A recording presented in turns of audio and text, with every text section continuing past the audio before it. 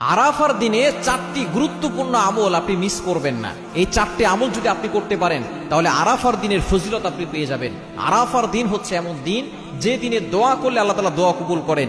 আরাফার দিন হচ্ছে যত দিন আছে বছরের ভিতরে সর্বশ্রেষ্ঠ দিন হচ্ছে এই আরাফার দিন। জিলহজ মাসের 9 তারিখ, এই জিলহজ মাসের 9 তারিখে সকল হাজী সাহেবরা দেখবেন আরাফার ময়দানে চলে যায় এবং সেখানে তারা আল্লাহর কাছে দোয়া করে।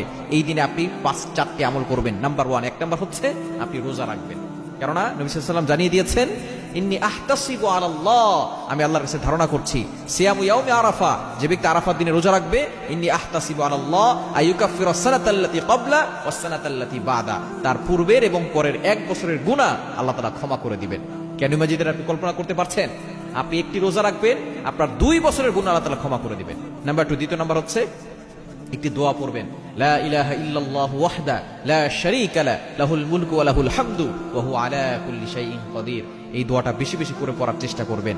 এবং 3 নাম্বার হচ্ছে আপনি ইফতার করানোর ব্যবস্থা করবেন। যেহেতু অনেকেই এই আরাফার দিনে রোজা রাখার চেষ্টা করে, আপনি যতটুকু পারেন ইফতার করানোর চেষ্টা করবেন। তাহলে কি হবে, সে ব্যক্তি রোজা রেখে যে সওয়াব পেয়েছে, আপনি যাকে ইফতার করিয়েছেন সম্পূর্ণ সওয়াব সেও পাবে এবং আপনাকেও আল্লাহ পাক রব্বুল আলামিন সেই রোজা রাখার সওয়াব আপনার আমলনামায় দিয়ে দিবেন এবং তার রোজা থেকে বিন্দু পরিমাণ কমানো হবে না। এটা হচ্ছে 3 নাম্বার আমল, আপনি ইফতার করানোর চেষ্টা করবেন। এবং 4 নাম্বার হচ্ছে আরাফার দিনে আপনি দোয়া করবেন। কেননা এই দিনে দোয়া করলে আল্লাহ তাআলা দোয়া ফিরিয়ে দেন না।